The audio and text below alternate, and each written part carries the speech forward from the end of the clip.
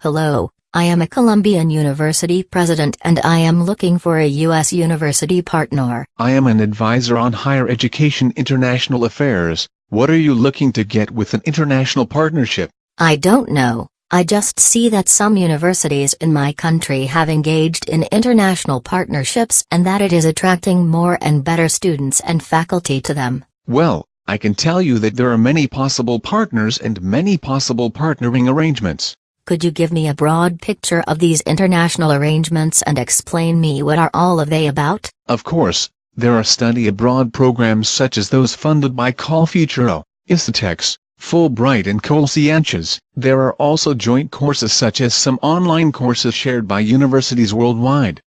Universities could also franchise U.S. academic programs or share academic programs, entwining arrangements. U.S. universities could also create branch campuses through a local partner. In some cases U.S. universities and investment companies have acquired Columbian universities or merged with them. The purpose of partnering can be broad, implying many programs or disciplines, or specific, focused on one single activity. As you can see, there are many possible arrangements. What sort of arrangements do you recommend to my university? I am afraid to tell you that there is not a straightforward response to your question. It depends on what are you looking for? What am I looking for? My university has many programs in various disciplines. I am not sure what I am looking for. I might be looking for many things. Could you guide me? There are many aspects that you should consider. I will initially classify these aspects in 3 different categories. The first aspect is the formation of the partnership, the second aspect is the administration of the partnerships, and the final aspect is the purpose of the partnerships. You need to have all these aspects in your mind as one depends on the others.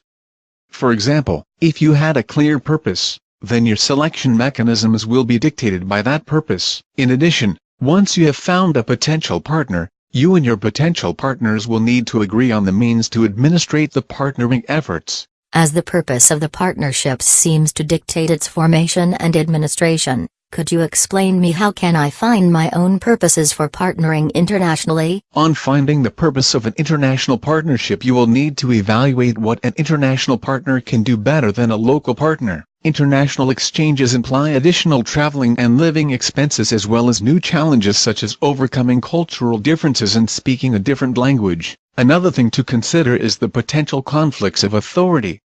Partnerships imply having 2 heads for the same enterprise. When you are independent, you only need to consider your own priorities and desires. On the other hand, when you partner, you need to reconcile your own goals with your partner's goals and possibilities. Therefore, engaging in an international partnership should be about something substantial that is difficult, expensive, or mission-critical, something that really worth the effort and additional expenses. When collaborating, you also need to make sure that you are not competing with yourself, depredating your own market, or helping a competitor that will diminish your advantages. That is one of the justifications of cross-border partnerships, as you are collaborating to someone with whom you are not competing. I would like you to talk me about the features of a partner. Should I look for a partner similar or different to my university? Both answers could be correct. You need some similar characteristics that we will regard as compatibilities in order to be able to communicate and create relations. But also you need some differences in order to create exchanges. If you and your partner are extremely similar, there might not be anything to exchange. Therefore, the partnering efforts will be limited to joint efforts. On the other hand, if your partner is completely different to you, you might not be able to establish a relationships nor common grounds for communication. What about the focus of a partnership? Should I engage in broad or specific purpose engagements? Every relationship needs to start with something. However, extremely narrow exchanges are not likely to expand, last, or produce meaningful results. What kind of exchanges have you seen through your research? There are exchanges such as teaching for research. Some universities with good reputation on teaching are able to finance research collaborations. Another exchange is the exchange of formal education for enrichment experiences.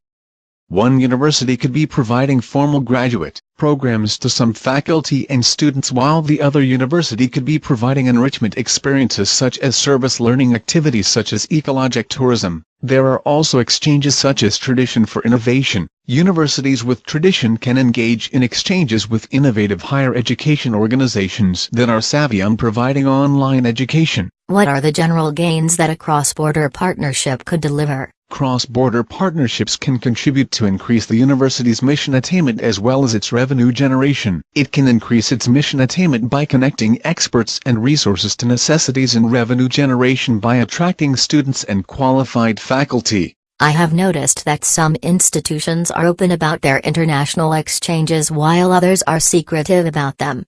Do you have any idea about what causes this behavior? Cross-border partnerships can be both inclusive and exclusive. Some partnerships are inclusive as new partners can strengthen them by bringing desired resources and skills, while others are very exclusive as the gains of new members could become losses for the already existing members, such as in the case of having to share the market of a specific program. Is it a good strategy to pursue universities with the highest rankings as partners? One thing that you should be aware of is that reputation is related to quality but not a direct synonym. Rankings are indicators of recognition, but there are also good quality partners with not so impressive reputations.